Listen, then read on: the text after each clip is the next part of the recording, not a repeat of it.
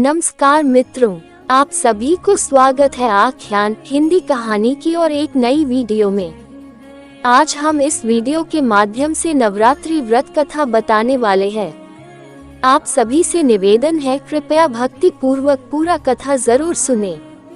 जय माँ जगतजननी माता भगवती। कथा सुनने वाले सभी भक्तों पर अपनी कृपा बनाए रखना।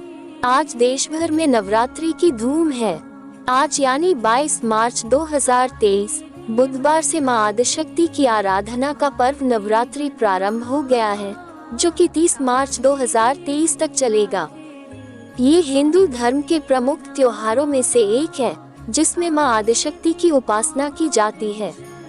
अगर आप भी नवरात्रि का व्रत रख रहे हैं तो यहाँ देखें मां दुर्गा की पौराणिक व्रत कथा।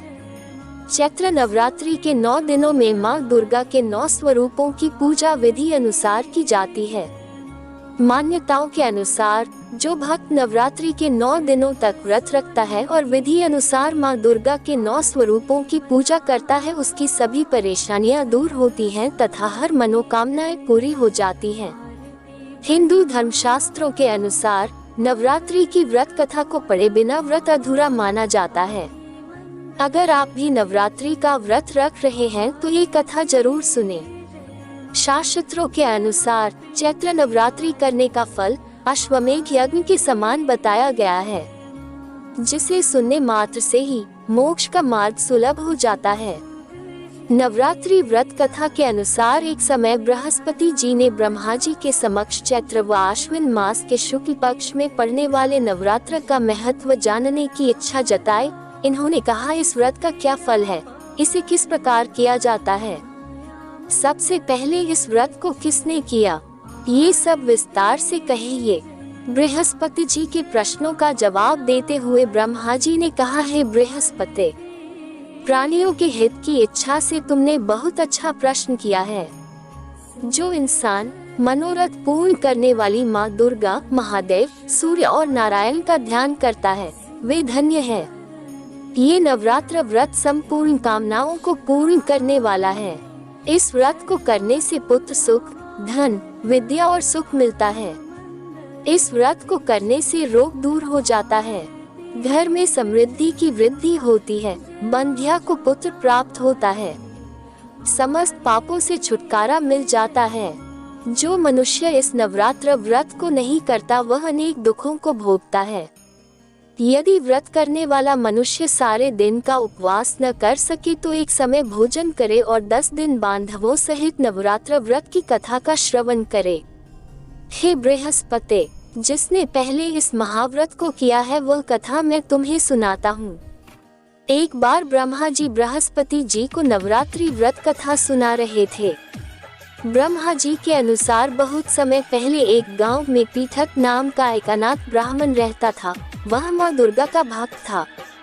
उसे संपूर्ण सद्गुणों से युक्त सुमति नाम की एक अत्यंत सुंदर कन्या उत्पन्न हुई। वह कन्या अपने पिता के घर में अपनी सहेलियों के साथ क्रीड़ा करती हुई इस प्रकार बढ़ने लगी जैसे शुक्ल पक्ष में चंद्रमा की कला बढ़ती है। उसका पिता प्रतिदिन जब दुर्गा की पूजा करके होम किया करता, वह उस समय नियम से वहां उपस्थित रहती। एक दिन सुमति भगवती के पूजन में उपस्थित नहीं हुई। उसके पिता को पुत्री की ऐसी असावधानी देखकर क्रोध आया और वह पुत्री से कहने लगा, अरे दुष्ट पुत्री, आज तूने भगवती का पूजन नहीं किया, इस कारण मैं किसी कुष्ठ रोगी या दरिद्र मनुष्य के साथ तेरा विवाह करूंगा। पिता की बात सुनकर सुमति को बड़ा दुख हुआ। पिता से कहने लगी, हे पिता, मैं आपकी कन्या हूँ तथा सब तरह आपके अधीन हूँ, जैसी आपकी इच्छा हो वैसा ही करो।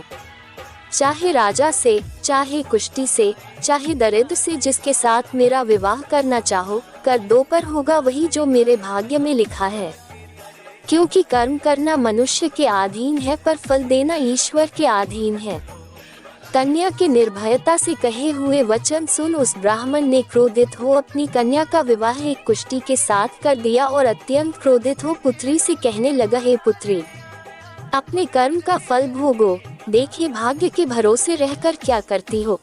पिता के ऐसे कटु वचनों को सुन सुमति मन में विचार करने लगी, हो मेरा बड़ा दुर्भाग्य है जिससे मुझे ऐसा पति मिला। इस तरह अपने दुख का विचार करती हुई वह कन्या अपने पति के साथ वन में चली गई और डरावने कुशायुक्त उस निर्जन वन में उन्होंने वह रात बड़े कष्ट से व्यतीत की। उस गरीब बालिका की ऐसी दशा देख देवी भगवती ने पूर्व पुण्य के प्रभाव से प्रकट हो सुमति से कहा, हे दीन ब्राह्मणी, मैं तुझसे प्रसन्न हूँ, तुम जो चाहो सो वरदान मांग सकती हो। भगवती दुर्गा का ये वचन सुन ब्राह्मणी ने कहा, आप कौन है वह सब मुझसे कहो। ब्राह्मणी का ऐसा वचन सुन देवी ने कहा कि मैं आदि शक्ति भगवती हूँ और मैं ही ब्रह्म विद्या व सरस्वती हूँ। प्रसन्न होने पर मैं प्राणियों का दुख दूर कर उनको सुख प्रदान करती हूँ। हे ब्राह्मणी, मैं तुझ पर तेरे पूर्व जन्म के पुण्य के प्रभाव से प्रसन्न हूँ। तुम्हारे पूर्व जन्म का वृतांत सुनाती हूँ, सुनो। तू पूर्व जन्म में निषाद की स्त्री थी और अति पतिव्रता थी। एक दिन तेरे पति निषाद ने चोरी की। चोरी करने के कारण तुम दोनों को सिपाहियों ने पकड़ लिया और जेल खाने में कैद कर दिया। उन लोगों ने तुझको और तेरे पति को भोजन भी नहीं दिया। इस प्रकार नवरात्र के दिनों में तुमने न तो कुछ खाया और न जल ही पिया। इस प्रकार 9 दिन तक नवरात्र का व्रत हो गया। हे ब्राह्मणी, उन दिनों में जो व्रत हुआ, इस व्रत के प्रभाव से प्रसन्न होकर मैं तुझे मनोवांछित वर देती हूँ। तुम्हारी जो इच्छा हो सो मांगो। इस प्रकार दुर्गा के वचन सुन ब्राह्मणी बोली, अगर आप मुझ पर प्रसन्न हैं तो हे दुर्गे, मैं आपको प्रणाम करती हूँ, कृपा करके मेरे पति का कोढ़ दूर करो। देवी ने कहा, उन दिनों तुमने जो व्रत किया था उस व्रत का एक दिन का पुण्य पति का कोढ़ दूर करने के लिए अर्पित करो। उस पुण्य के प्रभाव से तेरा पति ठीक हो जाएगा। इस प्रकार देवी के वचन सुन वह ब्राह्मणी प्रसन्न हुई और पति को निरोग करने की इच्छा से जब उसने तथास्तु ऐसा वचन कहा, तब उसके पति का शरीर भगवती दुर्गा की कृपा से कुष्ठ रोग से रहित हो गया। वह ब्राह्मणी पति को देख देवी की स्तुति करने लगी, हे दुर्गे, आप दुर्गति को दूर करने वाली, तीनों लोकों का संताप हरने वाली, समस्त दुखों को दूर करने वाली, रोगी मनुष्य को निरोग करने वाली, प्रसन्न हो मनोवांछित वर देने वाली और दुष्टों का नाश करने वाली जगत की माता हो। हे अम्बे, मुझ निरपराध अबला को मेरे पिता ने कुष्ठी मनुष्य के साथ विवाह कर घर से निकाल दिया। पिता से तिरस्कृत निर्जन वन में विचर रही हूँ। आपने मेरा इस विपदा से उद्धार किया है। हे देवी, आपको प्रणाम करती हूँ, मेरी रक्षा करो। उस ब्राह्मणी की ऐसी स्तुति सुन देवी बहुत प्रसन्न हुई और ब्राह्मणी से कहा, हे ब्राह्मणी, तेरे उदाले नामक अति बुद्धिमान, धनवान, कीर्तिवान पुत्र शीघ्र उत्पन्न होगा। ऐसा वर देकर देवी ने ब्राह्मणी से फिर कहा कि और जो कुछ तेरी इच्छा है वह मांग ले। सुमति ने कहा कि हे भगवती दुर्गे, अगर आप मुझ पर प्रसन्न हैं तो कृपा मुझे नवरात्र व्रत की विधि का विस्तार से वर्णन करें। ब्राह्मणी के वचन सुन माँ दुर्गा ने कहा, हे ब्राह्मणी, मैं तुम्हें संपूर्ण पापों को दूर करने वाले नवरात्र व्रत की विधि बतलाती हूँ। चैत्र मास के शुक्ल पक्ष की प्रतिपदा से लेकर 9 दिन तक व्रत करें। यदि दिन भर का व्रत न कर सके तो एक समय भोजन करें।